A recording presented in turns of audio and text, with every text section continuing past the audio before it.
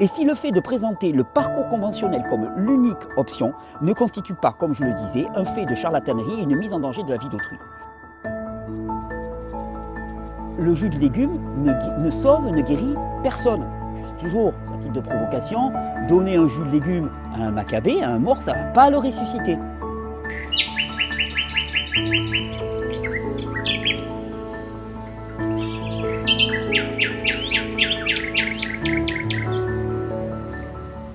Bonjour, c'est un plaisir de vous retrouver avec aujourd'hui une vidéo spéciale cancer. En répondant à une question, est-ce qu'on peut guérir le cancer avec des jus de légumes? Alors cette vidéo, je l'ai faite aussi parce que mardi 21 novembre, j'ai eu la suppression de 8 ou 9 vidéos sur YouTube. Attendez, 1, 2, 3, 4, 5, 6, 7, 8 vidéos sur YouTube consacrées au cancer, comme ça. Du jour au lendemain, j'ai vu les notifications, bim, bim, bim, bim, bim, bim, bim, qui s'affichaient. Vidéo supprimée. Il y avait traitement du cancer, inefficacité et dangerosité de la chimiothérapie. Donc visiblement, on n'a pas le droit de questionner cela.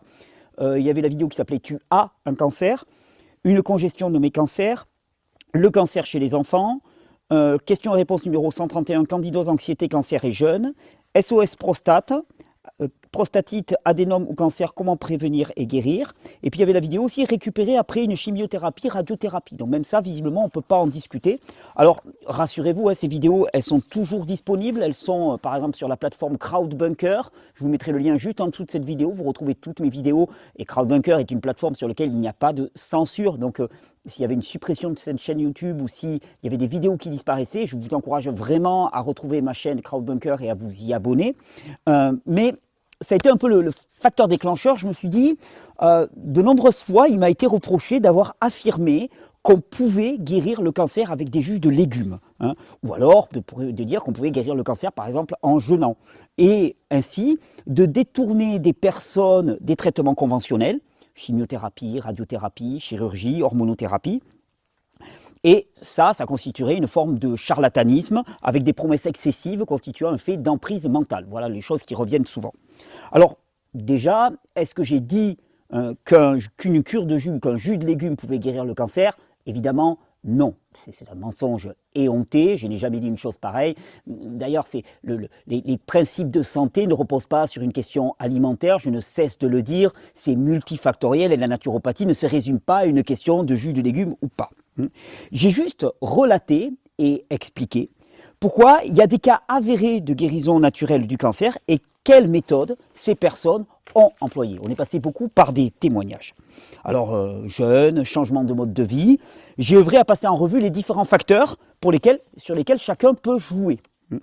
Alors, il semblerait que désormais, présenter d'autres voies de traitement du cancer que la voie conventionnelle soit assimilé maintenant à du charlatanisme et que ce soit sévèrement sanctionné, avec suppression de vidéos, poursuite judiciaire. Donc, je me pose des questions. Et je me dis, par exemple, est-ce que le parcours classique actuel pour traiter un cancer assure 100% de guérison? Parce que si c'est le cas, pas de problème, on va te dire, tu proposes autre chose, nous on a une méthode qui fonctionne à 100%, ça veut dire que tu risques de semer le trouble, nous on a une solution clé en main, ne proposer que ça ne pose pas de problème puisque de toute façon ça marche tout le temps. Est-ce que ça marche tout le temps? Est-ce qu'on a 100% de réussite? Non. 75? 50? 30? 25? Ben c'est ce qu'on va voir dans cette vidéo. On va voir que ça varie énormément selon les cancers, mais qu'on est très très loin du 100%. Alors, est-ce qu'on peut considérer, et c'est la question que je me pose dans cette vidéo, comme une forme d'emprise mentale ou même de mise en danger de la vie d'autrui et de charlatanisme, le fait de ne proposer qu'une seule solution dans le traitement du cancer, dénigrer tout le reste avec mépris, faire pression sur les gens directement en activant les leviers de la peur et de la culpabilité, et au final générer un profit financier colossal, on va voir aussi les profits financiers liés au traitement du cancer, tout cela en promettant que la solution proposée est la seule à même de guérir la personne. On ne parle pas d'une cure de jus, on parle de l'approche conventionnelle du cancer. Eh bien, c'est ce qu'on va voir aujourd'hui dans cette vidéo. Alors, on peut le faire, attention, si on était des gens bien structurés, bien ordonnés, Alex, tu me mettras des petits claps avec des petits titres, enfin, on fera des petits trucs un peu bien chialés, pour qu'on voit c'est sérieux là maintenant, on parle du cancer, mais c'est sérieux. L'efficacité du traitement conventionnel, on en parle. Excusez-moi, je prends ça à la rigolade, c'est pas de la rigolade. Ce que je trouve absolument hallucinant, c'est qu'on ne puisse pas évoquer autre chose, quand vous voyez la suppression de mes vidéos, qu'un seul chemin thérapeutique.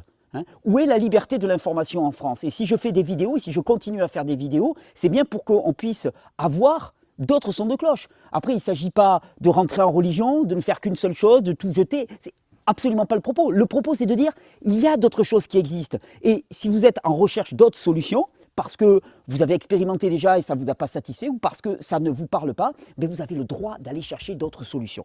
Alors, l'efficacité, petit 1, l'efficacité du traitement conventionnel, est-ce qu'on peut en parler? Alors, il y a énormément de documents sur Internet qui attestent de véritables décalages entre les promesses et la réalité. Puis les témoignages des gens, enfin, je veux dire, quand tu discutes avec des personnes qui ont eu un parcours avec le cancer, obligatoirement, tu vas voir qu'on est très très loin de le traitement simple qui ne va pas avoir d'effet secondaire et qui va réussir à coup sûr. C'est tout sauf ça. Alors, j'ai choisi de prendre un document de référence publié en juillet 2021 par l'Institut national du cancer. Je le précise, ce document, pour moi, il est extrêmement favorable au traitement conventionnel du cancer. J'ai choisi délibérément de prendre celui-là. J'aurais pu prendre des documents qui étaient un peu plus à charge, dans lesquels finalement les résultats étaient plus en faveur d'une approche alternative du traitement du cancer. Je n'ai pas voulu le faire, j'ai voulu prendre le cas le plus pro-traitement conventionnel du cancer. Donc ça s'appelle « Survie des personnes atteintes », je vous mettrai le lien, Survie des personnes atteintes de cancer en France métropolitaine, 1989-2018, synthèse des résultats, tumeurs solides et hémopathie maligne. C'est une étude collaborative, partenariale entre le réseau français des registres des cancers, le Francim, le service des biostatistiques bioinformatiques des hospices civils de Lyon, l'HCL, et la Santé publique France et l'Institut national du cancer, l'INCa. La survie nette, donc ce document, il mesure ce qu'on appelle la survie nette. C'est la survie que l'on observerait si la seule cause de décès possible était le cancer. Elle découle directement de l'effet cumulé du taux de mortalité en excès au fil du suivi. Donc elle porte cette étude sur le suivi de personnes ayant eu un cancer diagnostiqué entre 1989 et 2015, âgées de 15 ans ou plus au moment du diagnostic. Le statut vital de ces personnes, donc est-ce qu'elles sont toujours en vie, a été mis à jour au 30 juin 2018. Les analyses ont porté sur 73 localisations de cancers invasifs. Alors, ils ont classé ça entre des cancers à pronostic favorable, dans lequel la survie nette standardisée à 5 ans était supérieure à 65%, c'est-à-dire qu'à 5 ans, tu avais plus de 65% de chances de survivre.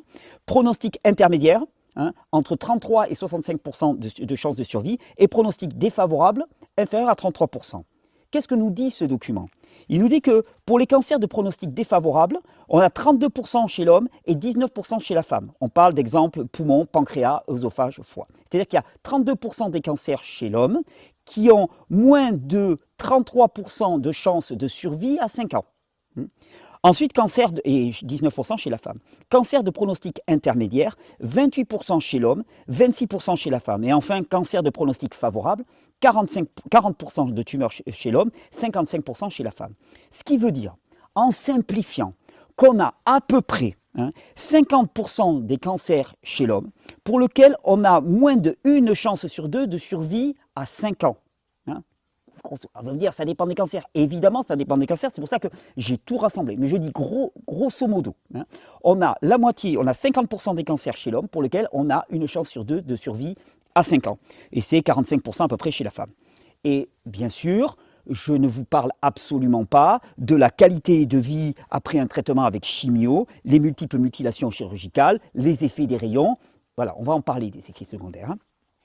Et je vous dis, j'ai pris les documents les plus prudents et rassurants sur ce point. J'aurais pu choisir d'autres documents plus alarmants. Je suis resté prudent, peut-être trop prudent, mais c'était histoire qu'on ne m'accuse pas de faire une charge contre la chimiothérapie. J'essaie ici d'apporter de l'information. Dès lors, je pose la question, est-on en droit et légitime pour se demander s'il y aurait d'autres solutions ou des solutions complémentaires et si le fait de présenter le parcours conventionnel comme l'unique option ne constitue pas, comme je le disais, un fait de charlatanerie et une mise en danger de la vie d'autrui? Est-ce que le fait de chercher à faire taire toutes les personnes qui pointent du doigt d'autres solutions, comme moi par exemple, ne constitue pas un fait très grave en termes de santé publique? Surtout si l'une des raisons pour agir, on pourrait le suspecter, est une question financière. Par exemple, je vous donne un exemple.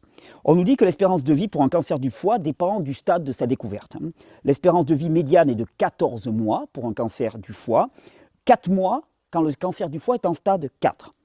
Et on dit en l'absence de traitement, alors quand ils disent en l'absence de traitement, c'est en l'absence de leur traitement, la survie avec un cancer du foie, quel qu'il soit, est de 4 mois. Alors déjà, il y a une grosse confusion, parce qu'on associe absence de traitement conventionnel avec absence de soins. Ils excluent qu'il y ait autre chose qui puisse exister en termes de soins.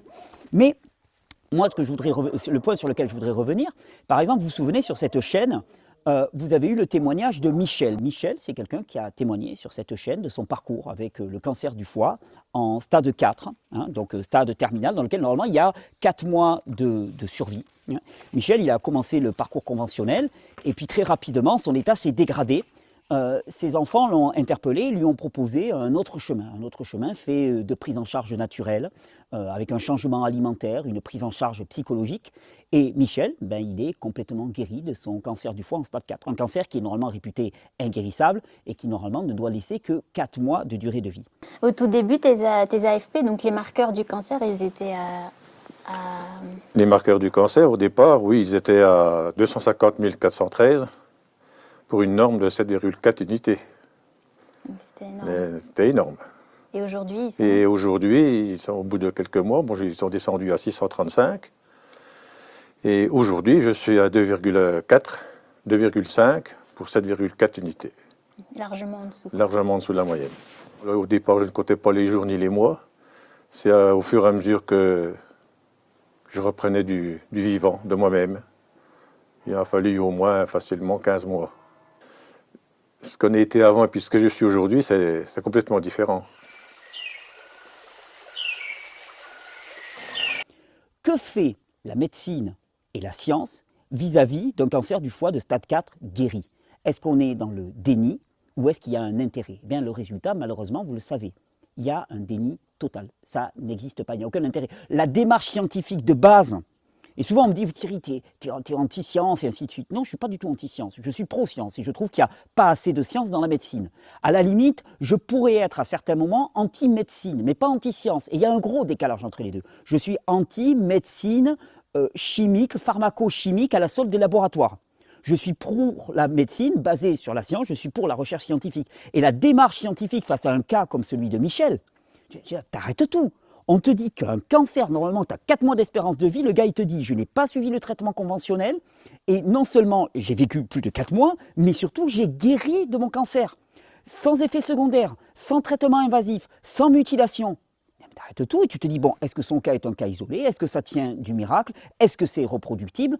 Tu te donnes les moyens. Mais non, ça n'intéresse personne. Parce que la santé n'intéresse personne. Alors, les effets secondaires, on en parle? C'est une deuxième question, deuxième partie.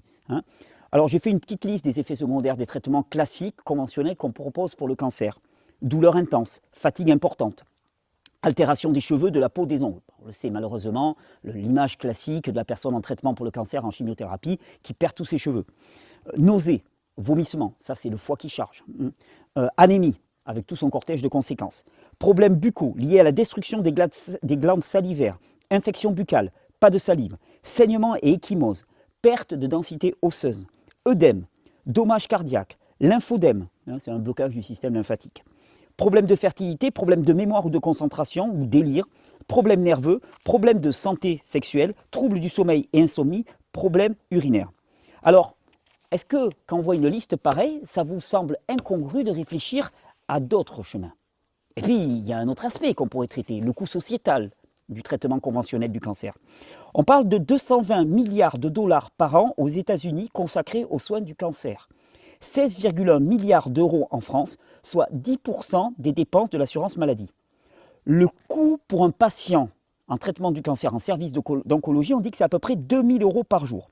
Une chimiothérapie coûte entre 25 et 50 000 euros. Une hormonothérapie coûte plus de 100 000 euros. Des statistiques aux États-Unis nous indiquent qu'un coût moyen pour une personne cancéreuse tout au long de son parcours, c'est 150 000 $.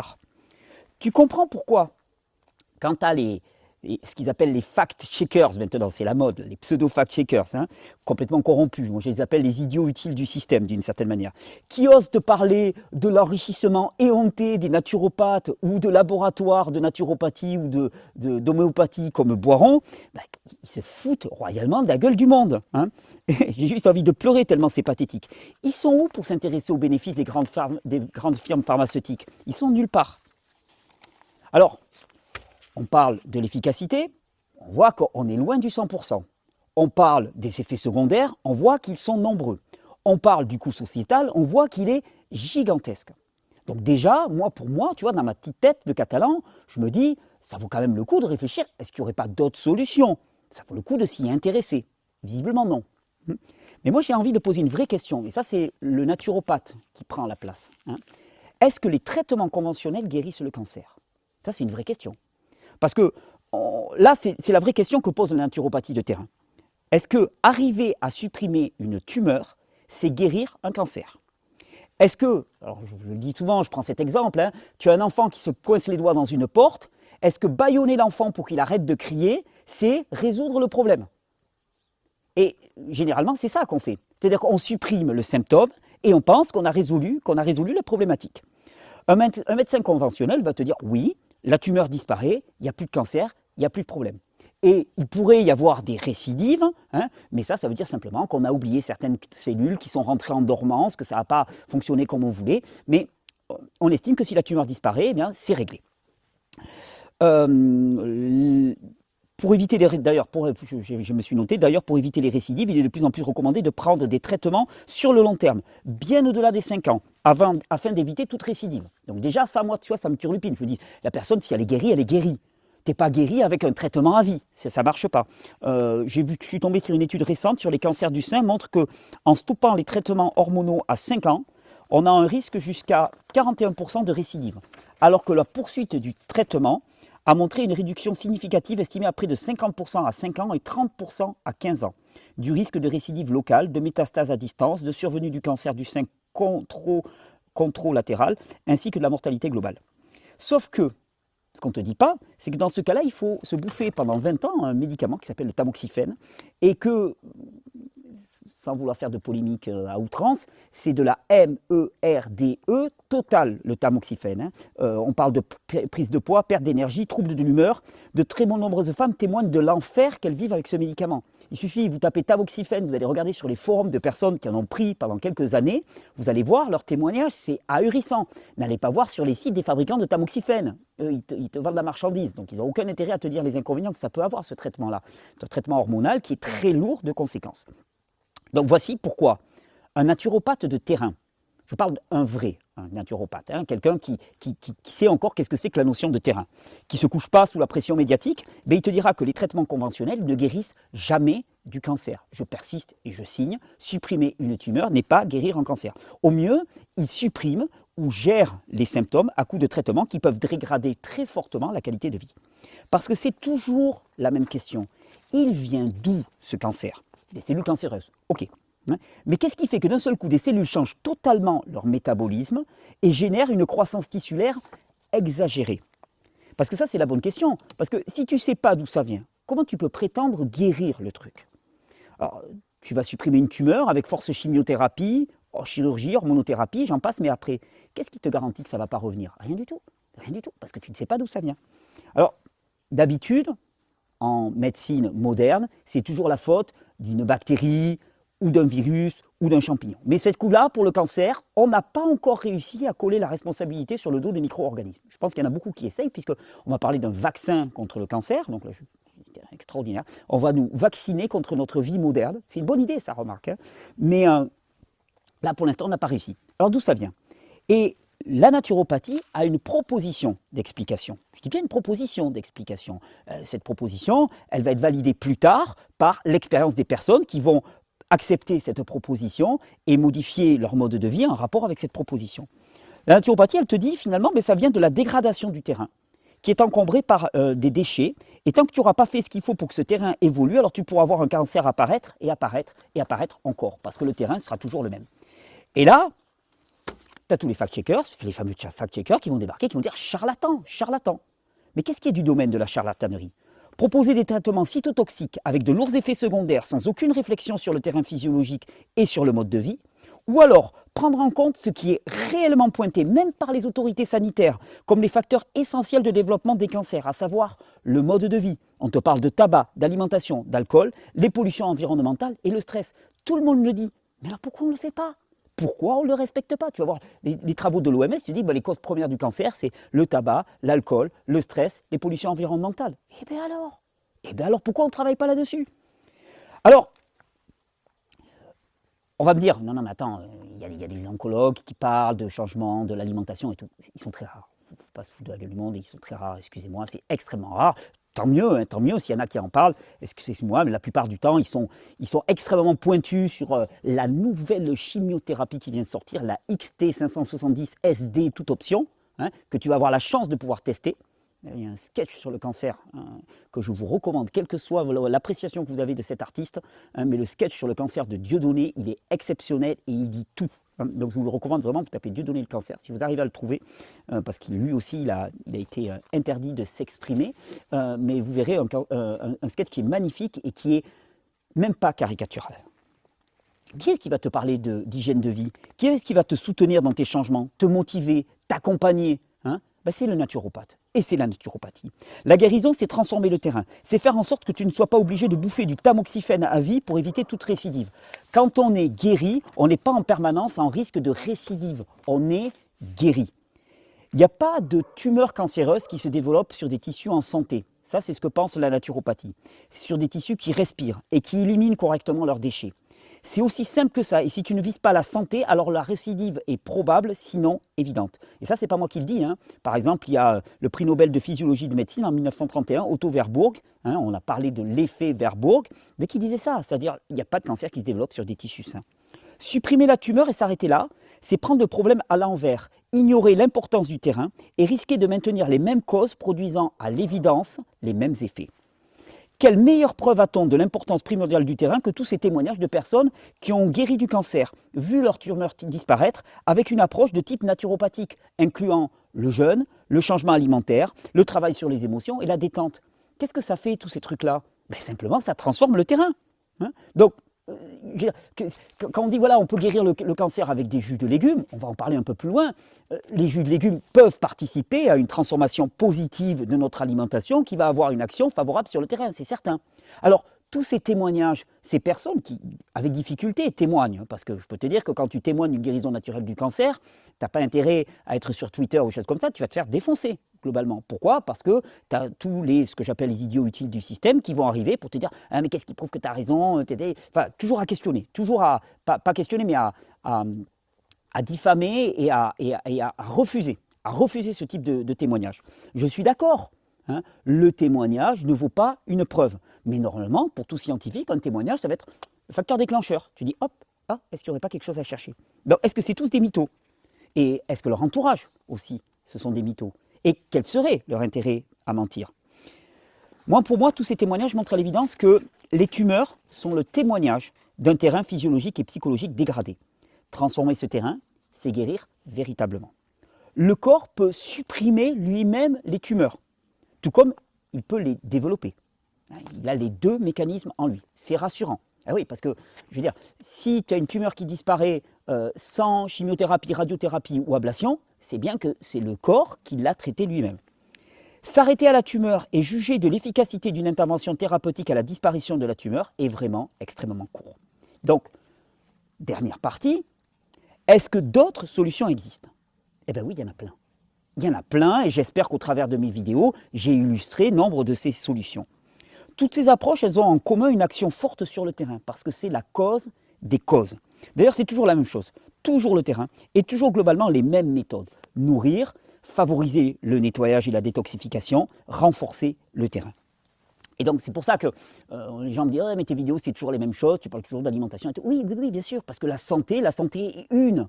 Je n'ai eu de cesse de le répéter au travers de mes vidéos. Les gens me disent « mais qu'est-ce qu'il faudrait faire particulièrement pour un cancer et tout ?» Vise la santé, visez la santé. Mon message, c'est ça, c'est d'abord la santé. Et le reste, il n'y a pas de maladie quand il y a de la santé. Il n'y a pas ou peu de symptômes quand il y a de la très grande santé. Donc, visez la santé. C'est là où on mesure à quel point il y a deux approches et qui sont quasiment antagonistes. L'approche de la médecine chimique conventionnelle qui utilise n'importe quel moyen, y compris les plus agressifs. Quand tu parles d'une chimiothérapie, que tu vas perdre tes cheveux, je peux te dire que le terrain, il prend une sacrée claque. Mais leur priorité, c'est la disparition de la tumeur. La priorité, ce n'est pas le terrain. La priorité, c'est il faut qu'elle disparaisse, la tumeur. Donc, peu importe si on dégrade le terrain, l'important, c'est la disparition de la tumeur. Ça va donner des traitements aux effets secondaires très importants dont on comprend facilement qu'ils constituent une agression de l'organisme dans sa globalité. On attaque à l'arme lourde des tissus vivants. L'approche naturelle de la naturopathie de terrain, à l'inverse, renforcer le niveau de santé, cultiver la santé et laisser le corps traiter lui-même la tumeur. La disparition de la tumeur est non un but, mais une conséquence de la transformation favorable du terrain. Donc là, les méthodes, elles sont multiples. On parle de jeûne, de réforme alimentaire. Il y a plein de choses, il y a plein d'additifs aussi. On peut utiliser la vitamine C à haute dose, comme l'a montré le prix Nobel de chimie Linus Pauling. Le cannabis, aussi très utilisé pour le traitement des tumeurs cancéreuses, avec ce qu'on appelle la Rick Simpson Oil, la RSO, qui est une huile de cannabis, parce qu'on s'est rendu compte qu'il y avait des récepteurs aux endocannabinoïdes, parce que le corps produit ses propres cannabinoïdes, mais il y a des récepteurs aux endocannabinoïdes sur les tumeurs cancéreuses, et que le fait de prendre beaucoup de cannabis, alors voilà, c'est un protocole très particulier, ainsi de suite, a mené à la lise des cellules cancéreuses. Plantes médicinales, cure de raisin, sophrologie, méditation, yoga, respiration, etc. Des méthodes, il y en a plein. D'ailleurs, l'intérêt, c'est de toutes les combiner parce que le but, c'est de transformer le terrain. Puis il y a plein d'endroits aussi où on le fait. On parle de l'Institut Max Gerson aux États-Unis, on parle de la cure de Breuss, on parle de l'Institut Hippocrate aux États-Unis. Il y a des cliniques de jeunes. Alors, plus maintenant, parce qu'en Allemagne, ils ont tellement peur maintenant, parce qu'avant, il y avait les cliniques Buschingen où ils prenaient des cancéreux en stade assez avancé, avec des résultats magnifiques. Mais maintenant, ils ont tellement peur qu'ils ne prennent plus aucun cancéreux. Il y a des médecins aussi qui s'intéressent à ça. On parle par exemple de Thomas Seyfried, par exemple, qui est assez connu maintenant aux États-Unis et qui est spécialisé dans le traitement métabolique des cancers. Les expressions symptomatiques sont individuelles et graduelles, mais au final, c'est toujours une question de terrain. Alors, on revient à notre question initiale. Est-ce qu'on soigne le terrain avec des jus de légumes? Puis vous avez vu là, je vous ai préparé, ça faisait longtemps, ça fait plaisir quand même. Je vous ai préparé un bon petit jus de légumes. On va se faire un petit jus quand même avant Noël. Là, on commence à rentrer dans la période pré-Noël. On se prépare pour les fêtes. On va préparer un peu l'organisme. Alors ma réponse est toujours la même. Est-ce qu'on peut soigner un cancer avec un jus de légumes? Ma réponse est toujours la même. Aucun jus ne guérit personne. Si vous devez faire une coupe dans cette vidéo, s'il vous plaît, faites celle-là. Aucun jus ne guérit personne. Le mec, il se fout de nous. Il nous a dit pendant des années que les jus, c'était bon pour la santé. Ouais, je t'ai dit que c'était bon pour la santé. Et ça c'est très intéressant. Parce qu'on aura beau se foutre de ma G-U-E-U-L-E à foison, personne ne pourra montrer l'inverse de ce que je vous dis là. C'est-à-dire que les jus de légumes sont un formidable adjuvant pour améliorer la qualité du terrain. Ça, c'est certain. Après, le problème, c'est que c'est toujours caricaturé. Je ne te dis pas, ne bois que ça, ne mange plus rien sauf des jus de légumes. Jamais je l'ai dit. Moi, je te dis simplement que apporter des jus de légumes régulièrement, c'est une façon de booster le contenu micronutritionnel de ton alimentation et que ça ne peut avoir que des effets favorables à condition que tu ne fasses pas n'importe quoi. On est censé avoir du bon sens. Donc, je l'ai dit, je le redis encore, aucun jus ne guérit personne. La seule chose qui guérit, c'est la vie. La vie guérit, rien d'autre, d'accord? Par contre, la vie a besoin d'être nourrie de façon qualitative. Et les jus de légumes, par exemple, comme tout le reste, va pouvoir participer, comme tout le reste de qualité, va pouvoir participer à nourrir la vie, à lui donner des matériaux sur lesquels elle va pouvoir s'appuyer pour reconstruire un organisme sain. On va faire, par exemple, là aujourd'hui, on va vous faire un petit jus, enfin je vais vous faire un petit jus betterave grenade, par exemple. Bon, mais quand tu prends ces produits-là, fais quelques recherches sur Internet, la grenade chargée en antioxydants. Ben, regarde l'importance des antioxydants dans les processus de lutte contre les radicaux libres dans l'organisme. La betterave chargée là aussi, quand tu coupes une betterave, tu vois la couleur, regarde celle-là est magnifique, avec son feuillage. Elle était dans le jardin il y a encore moins d'une heure. Regarde la couleur de cette betterave. Absolument magnifique, tiens, je te la montre là, absolument magnifique. Betterave, grenade, regardez-moi cette couleur, cette richesse en micronutriments. Mais ça va nourrir la vie en toi, ça va nourrir les processus métaboliques. Le jus de légumes ne sauve, ne guérit personne. toujours, à titre de provocation, donner un jus de légumes à un macabé, à un mort, ça ne va pas le ressusciter. Donc il n'y a pas de propriété magique. Ça va juste être un apport supplémentaire qui, ajouté à des tas d'autres choses, va pouvoir transformer durablement le terrain. Alors, avant de faire ce petit jus, on se dit, bon, les témoignages, ils sont nombreux sur Internet. Alors, on en fait quoi? On en fait quoi de ce témoignage? Et si j'avais une prière, un vœu à exprimer, ça serait qu'enfin, la science revienne aux scientifiques. Non pas à des scientifiques corrompus, à des scientifiques qui sont payés par une industrie qui veut les faire aller dans une direction unique, mais des scientifiques qui ont vraiment à cœur d'aller découvrir ce qui, pour l'instant, n'est pas évident aux yeux du grand public ou aux yeux de la médecine conventionnelle, et d'aller s'intéresser à ces cas de personnes qui te disent « moi, voilà, je me suis traité du cancer et je n'ai pas eu besoin de recourir à des traitements invasifs, des traitements lourds de conséquences et des traitements chers pour la société. » Alors, qu'est-ce qu'on voit? Les témoins actuellement, ils sont rejetés. Ils sont shadow-bannés, comme on dit. Vous connaissez cette expression, c'est-à-dire qu'on ne peut plus les voir sur Internet. Les témoignages, on ne les voit quasiment plus. Ils sont harcelés, insultés, menacés. C'est qui les charlatans? C'est qui défend à n'importe quel prix son unique méthode, n'accepte aucun discours autre, ne s'intéresse pas au vécu des patients? Parce que c'est ça l'enjeu. On n'est pas en train de faire un concours de celui qui est la plus grosse sur Twitter. On n'est pas en train de faire la meilleure punchline ou le dernier mot. On s'occupe des gens. On s'occupe des gens qui souffrent et qui sont en droit d'avoir accès à toutes les solutions possibles. Pas uniquement celles proposées par un système pharmaco-chimique totalitaire et hégémonique. Je rappelle, en 2021, le marché mondial du médicament, il atteint 1291 milliards de dollars de chiffre d'affaires, en croissance de plus de 7% par rapport à 2020. Le marché nord-américain reste le plus important, avec 47,2% des ventes mondiales. Les États-Unis absorbent 50% du chiffre d'affaires des médicaments au monde, loin devant le marché européen, qui réalise quand même 24,5% de part de marché. 6 entreprises états-uniennes figurent parmi les 10 premières entreprises pharmaceutiques mondiales en 2020 et l'oncologie demeure la première aire thérapeutique en part de marché suivie par les maladies auto-immunes. L'enjeu, c'est vous, c'est pas la santé des grosses industries pharmaco-chimiques et votre droit d'accès à toutes les solutions possibles pour faire un choix éclairé, nuancé et réfléchi. Et moi, on veut me faire taire parce que j'ai témoigné, j'ai laissé témoigner et défendu bec et ongle la naturopathie de terrain parce que je sais qu'elle a des réponses essentielles à apporter, y compris dans les cas de cancer. Et ne me dites pas, comme je vous l'ai dit, que je suis anti-science, ce n'est pas le cas. Je suis pour la science, pour une science éclairée au service des patients.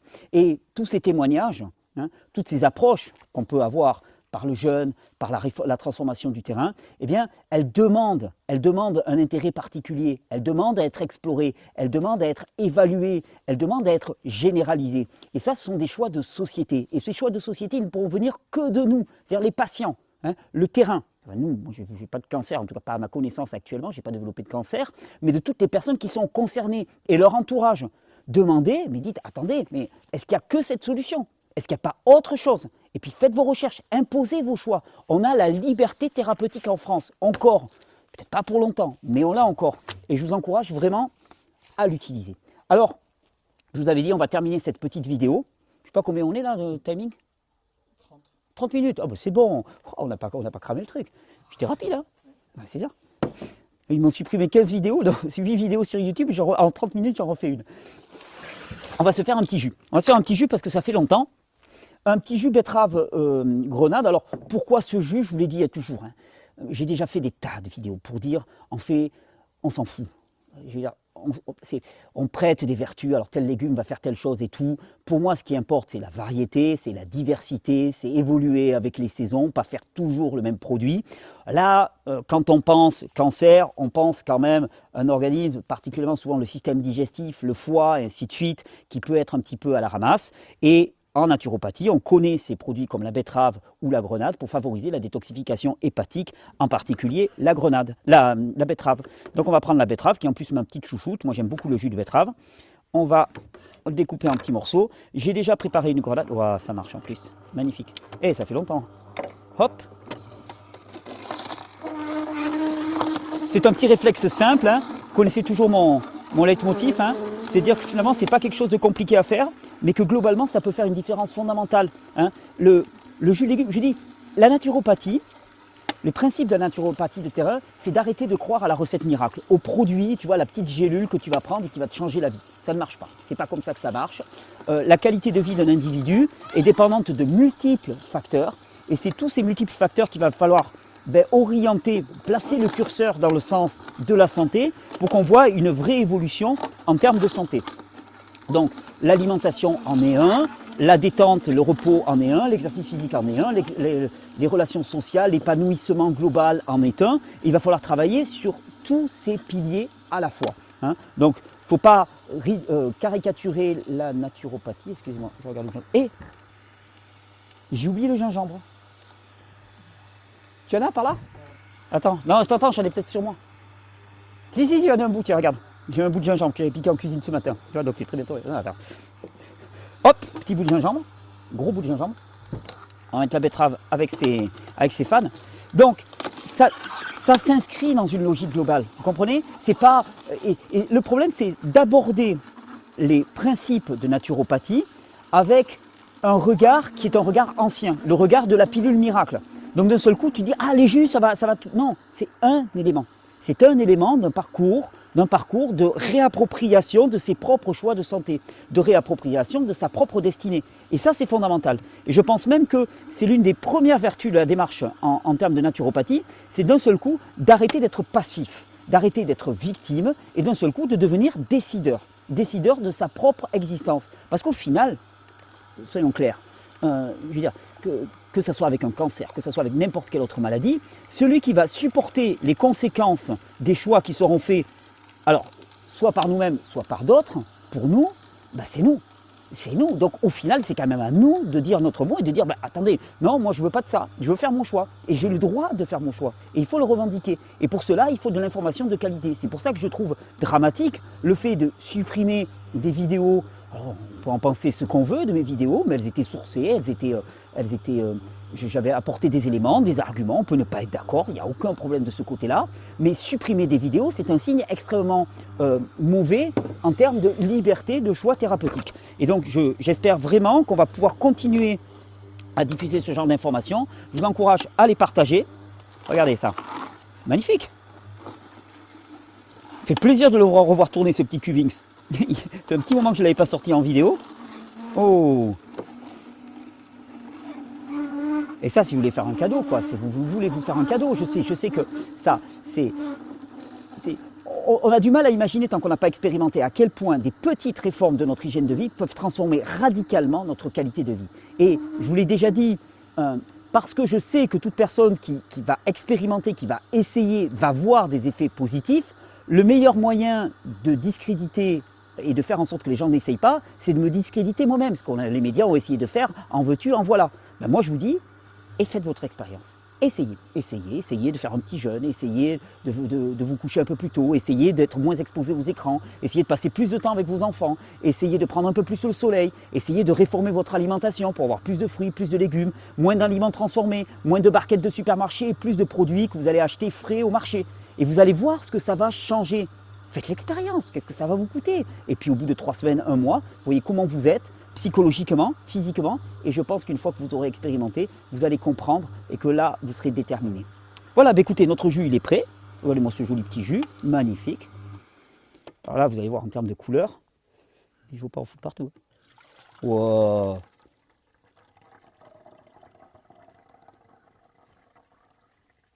Magnifique. Vu le morceau de gingembre que j'ai mis, en plus, je pense que celui-là, il va ressusciter des morts. Regardez-moi ça. À votre santé. Ça fait longtemps, ça fait plaisir. Ça va, il est chaud, il pique un petit peu, mais c'est bien, ça réveille. Je pense que la chose la plus importante, c'est d'arriver à comprendre que rien n'arrive au hasard. Et ça, c'est pour moi, c'est le truc le plus important que m'a appris la naturopathie. Rien n'arrive au hasard. La cause des causes, des causes, des causes. C'est vraiment le principe cher à Hippocrate. En toute chose, aller chercher la cause. Et la cause, c'est là où on va pouvoir agir pour faire en sorte qu'ensuite on ne soit pas en survie, mais qu'on soit en vie. Le principe même de ce qui est partagé, des informations qui sont partagées dans ces vidéos, c'est de vous permettre d'accéder à une qualité de vie sur du long terme, définitivement parce que vous aurez compris les enjeux, vous aurez compris les paramètres sur lesquels vous pouvez agir pour transformer votre vie. J'espère que cette vidéo vous sera utile. Malheureusement, je ne sais pas comment je vais l'appeler parce que si je mets cancer, j'ai peur qu'elle ne reste pas très longtemps sur YouTube. Partagez-la, diffusez-la, téléchargez-la, réuploadez-la. Merci pour votre soutien, merci pour votre relais. Il y a tous les liens en dessous de cette vidéo. Je vous souhaite une bonne santé, quelle que soit la situation que vous traversez, quels que soient les enjeux que vous traversez, eh bien, d'aller chercher les bonnes solutions, d'aller chercher des solutions qui nourrissent la vie parce que je suis persuadé, c'est ma foi, c'est mon expérience, c'est ce que je vois, c'est ce que je constate. Je suis persuadé qu'il n'y a pas de guérison en dehors de la vie. À votre santé.